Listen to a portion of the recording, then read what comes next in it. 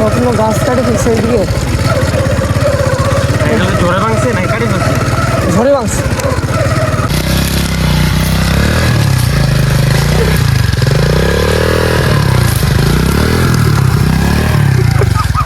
ভাই আমরা পুজোতে যাইতেছি আজকে ভাই। জীবন আসলে সুন্দর যদি উপভোগ করতে পারেন। তোমার ওই খালটা যাবো না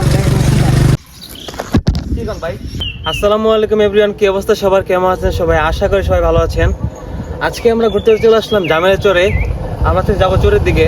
আর আমার সাথে আসছে ক্যামেরা পিছনে আসলে সম্পদ ভাই। সমুদ্রের মানুষটা খুবই মিশুক, আর সম্পদের সাথে খুবই মানে ঘোরার জন্য খুব আবদার করি। আর সমুদ ভাই আমার প্রায় ঘুরতে নিয়ে আসে। আর সমুদ ভাইয়ের যে গাড়ি আছে সবটি ওল্ড মডেলের গাড়ি, চা যে যখন যেটা মনে চায় তখন সেটাই বের করে একটা ওড়ানে। আজকে আমাদের সবার সঙ্গে সবচেয়ে বড় সবার সঙ্গে হচ্ছে এই গাড়িটা।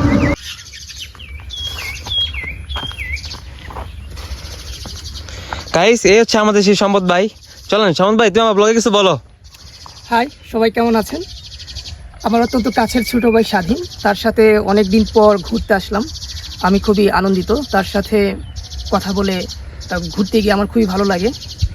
আমরা এর আগেও বিভিন্ন সময় বিভিন্ন জায়গায় ঘুরতে গিয়েছি, তবে আজকের আমাদের জার্নিটা ব্যতিক্রম। ভাই তুমি যে 90s গাড়িগুলো চালাও, মানে সব আনকমন গাড়িগুলো, এগুলোর পিছনে কোনো কারণ আছে? অবশ্যই কারণ আছে, কারণ প্রত্যেকটা মানুষের চিন্তা ভাবনা, তাদের কার্যক্রম এক এক রকম। আমার ছোটোবেলা থেকেই ব্যতিক্রম কিছু করার চেষ্টা ছিল সব সময়, এবং গাড়ি হচ্ছে আমার মানে রক্তে মিশে গেছে। আমার বাপ দাদা থেকে শুরু করে সবাই আমাদের পারিবারিক ঐতিহ্য মোটরসাইকেল।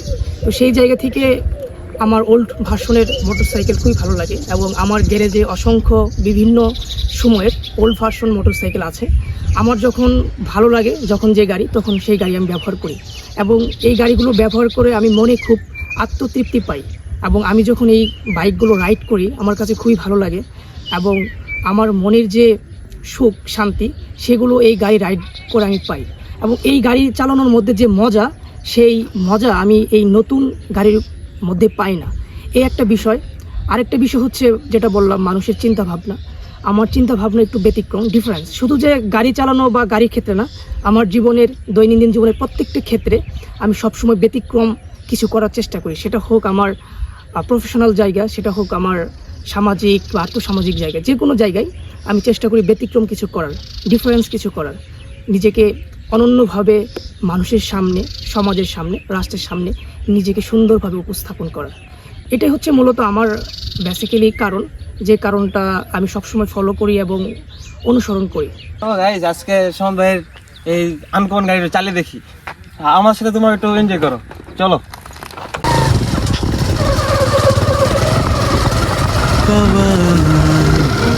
কত আয়োজন, আহারে আহারে কত আয়োজন তোমাকে পাওয়ার, কত আয়োজন, আহারে আহারে কত আয়োজন করেছ উপহাস, হয়েছি নিরাশ বুঝনি।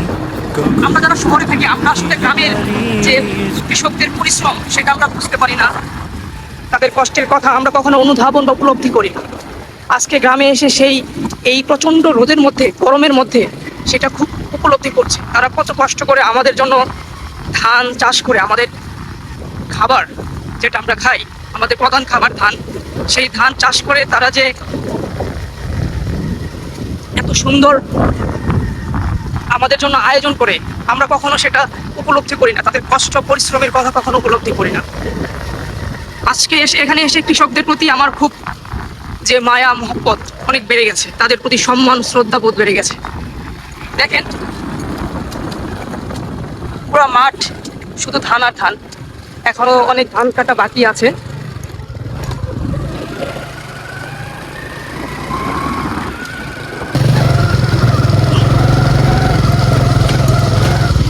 এটা হচ্ছে সেই বিখ্যাত জামিরা বাজার, অনেকদিন পরে আসা।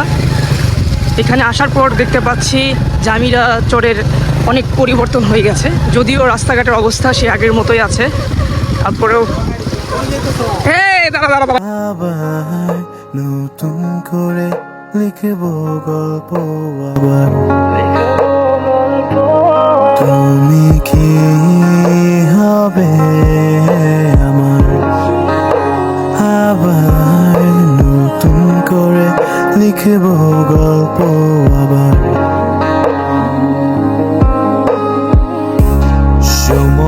সাথে সব কিছু যেন পাল্টে গেছে, নেই আমরা একসাথে আজ।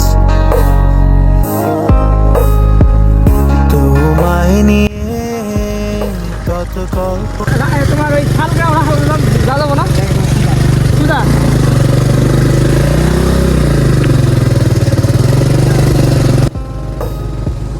কত শত রাতে জেগে তোমায় নিয়ে কত গল্প বেঁধেছি, তবে আজ গল্পে নেই রানী আমার।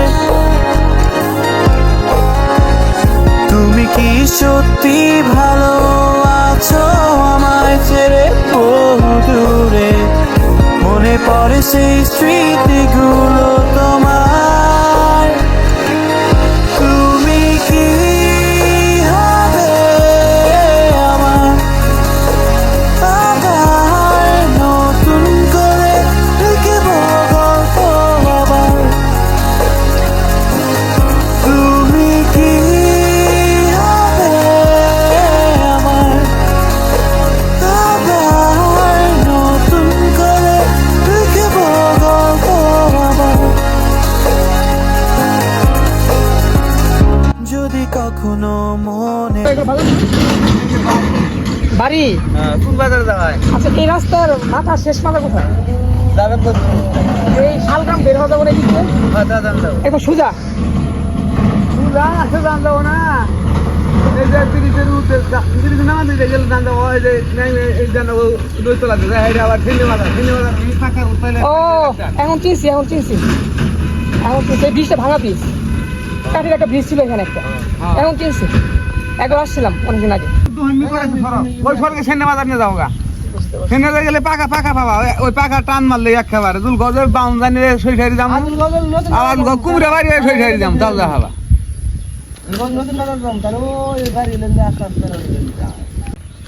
এটা সোজা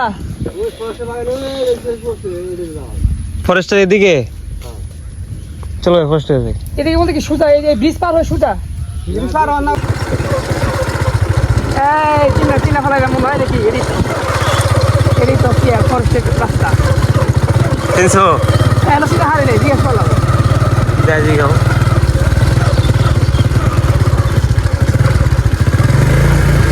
আচ্ছা ফরেস্টটা কোন দিকে? এটা তো যাবো না। ওটা ফরেস্টের না? চলো। ও এই যে হুম,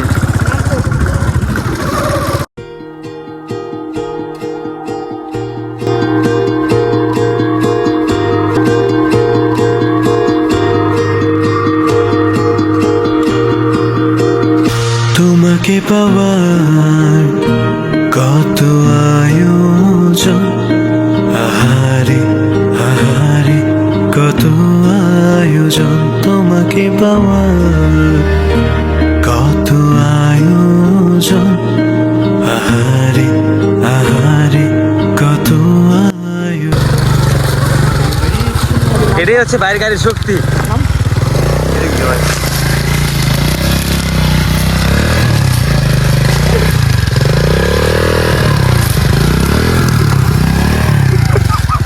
ভাই আমরা কুমিতে যাইতেছি আজকে ভাই। ভাই শুধু ক্ষেত আর ক্ষেত।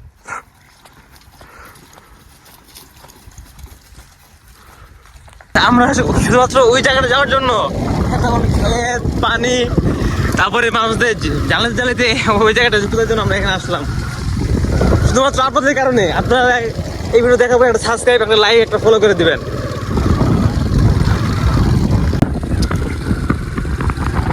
ভাই ওরা কি মরিচ লাগাইছে, মানে মরিচ চাষ করতেছে? হ্যাঁ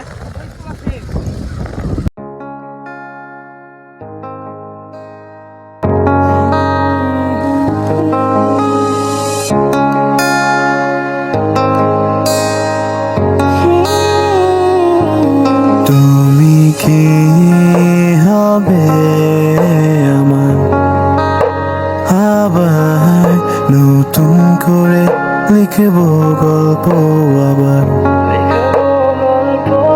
তুমি কি হবে আমার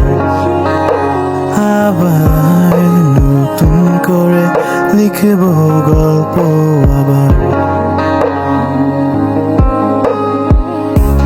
সময়ের সাথে সব কিছু যেন পাল্টে গেছে, নেই আমরা একসাথে আজ। তোমায় নিয়ে কত কল্পনায় আমি যাচ্ছি ভেসে, জানি তুমি আর ফিরবে না হয়ে আমার। কত শত রাতে জেগে তোমায় নিয়ে কত গল্প বেঁধেছি, তবে আজ গল্পে নেই রানী আমার। তুমি কি সত্যি ভালো? এমন যদি হতো আমি পাখির মতো উড়ে উড়ে বেড়াই সারাক্ষণ, পালাই বহু দূরে ক্লান্ত বহু দূরে, ফিরব গলে কোথায় এমন বৃক্ষ তলে শুয়ে আমার দুঃখ শুয়ে, বৃক্ষ তলে শুয়ে তোমার দুঃখ শুয়ে, ঘুম আসে না ঘুম স্বার্থপর। এমন যদি হতো আমি পাখির মতো উড়ে উড়ে বেড়াই সারাক্ষণ।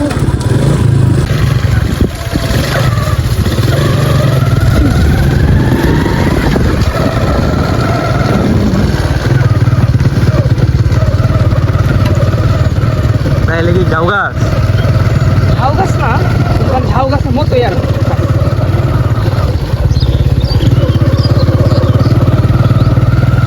আগে তো আরো প্রচুর গাছ ছিল, এখন মানে কমে গেছে।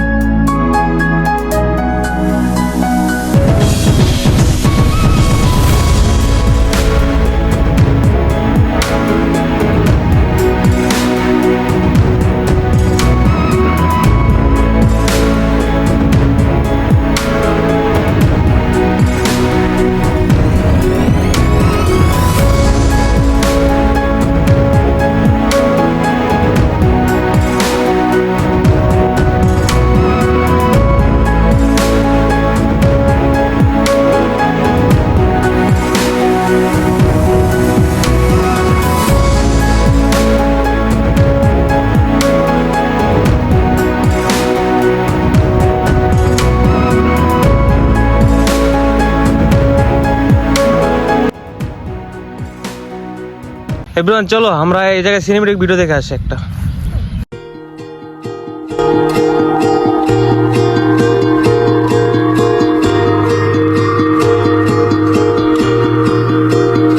তোমাকে পাওয়ার কত আয়োজন, আহারে আহারে কত আয়োজন, তোমাকে পাওয়ার কত আয়োজন,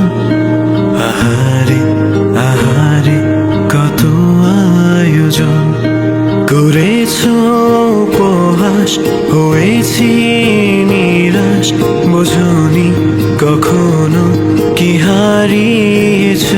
গাইস, জীবন আসলে সুন্দর যদি উপভোগ করতে পারেন। এত সুন্দর একটা জায়গা, আলার ফুরালে বলার মতো না।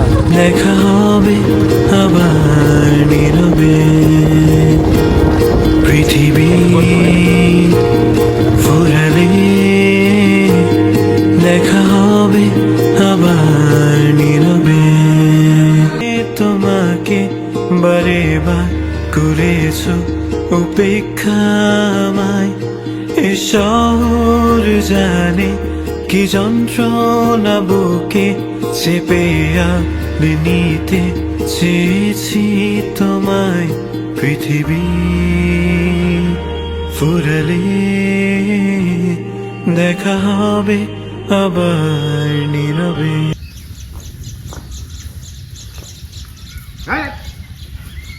আচ্ছা, কি গরুর গাছ কিনে আনলেন? গাছ কিনে আনলেন? নিয়েছিলেন কখন? নিয়েছিলেন কখন? 11টা। এম কয়টা হচ্ছে? 2, 3, 4 ঘন্টা।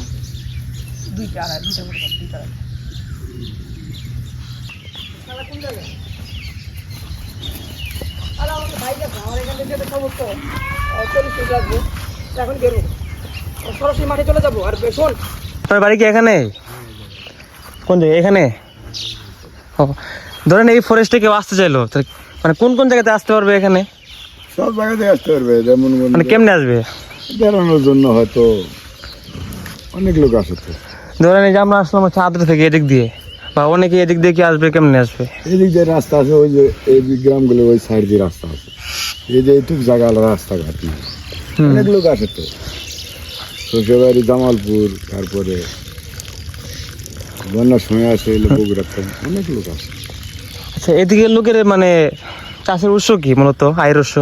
আয় হচ্ছে ওই যে কৃষি কাজ করে, কেউ গরু পালন করে, কেউ ও, দেখলাম যে কিছু ভুট্টা করছে, মরিচি করছে। হ্যাঁ এগুলা মরিচি ঠিক আছে, ভুট্টা। এই সময় তো ধানের টাইম। এই যে আবার ধান লাগামো ওই যে কয়েকদিন পর, ও, এরপরে আষাঢ় মাসে ধান লাগাবো।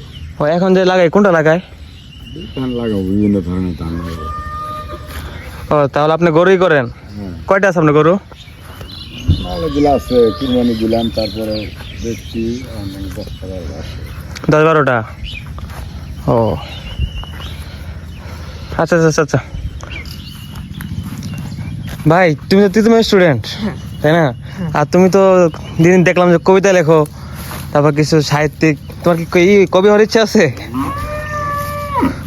প্রফেশনাল কবি হওয়ার কোনো ইচ্ছা নেই, তবে মাঝে মধ্যে মনের ভাব প্রকাশ করতে গিয়ে কবি হয়ে যাওয়া লাগে। এবং প্রত্যেকটা মানুষের মনের ভিতর যে শব্দ ভাণ্ডারগুলো আছে বিভিন্ন বিষয়ে, এটা যখন আমি প্রকাশ করি তখন সেটা কবির উপলব্ধি হয়ে যায়। আর প্রত্যেকটা মানুষই যখন তার কথা, তার মনের ভিতরের কথাগুলো যখন সামনে এসে প্রকাশ করবে, তখন সেটা তার কবির ভাষায়, কবির মতো করে, মানে শব্দগুলো কবির ভাষার মতো শোনাবে। ভাই, তুমি তো আমাদের শৈশবের ক্রিকেট একাডেমির প্রেসিডেন্ট ছিল, তাই না এক সময়? হ্যাঁ, তোমার এটা যে অফ হয়ে গেছে, তোমার কি আর কোনো পরিকল্পনা আছে আবার অন করার? দীর্ঘদিন সরিষাবাড়ি ক্রিকেট একাডেমির কার্যক্রম করেছি এবং আমার হাত ধরেই সরিষাবাড়িতে প্রথম ক্রিকেট একাডেমির যাত্রা শুরু হয়, এটা সবাই অবহিত। কিন্তু এখন আমার ব্যক্তিগত ব্যস্ততার কারণে একাডেমির কার্যক্রম আবার নতুন করে শুরু করার সম্ভাবনা আমি দেখছি না। মানে আমরা কি দেখতে পারবো পরে, মানে অন্য কোনো সম্ভাবনা আছে চালু হওয়ার? ভবিষ্যতে সম্ভাবনা থাকতে পারে কি পারে না, এটা ভবিষ্যতের উপর ছেড়ে দেওয়াটাই ভালো। কিন্তু এই মুহূর্তে আসলে আমি কিছু বলতে চাচ্ছি না একাডেমি সম্পর্কে বা খেলাধুলা সম্পর্কে। গাইস, অনেক গরম, আর কোনো যেতেছে না। এখন বাইরে খেলা আছে, চলে যাবো এখন। আর আজ ভিডিও এই পর্যন্তই। Please have fun. খুদা হাফেজ।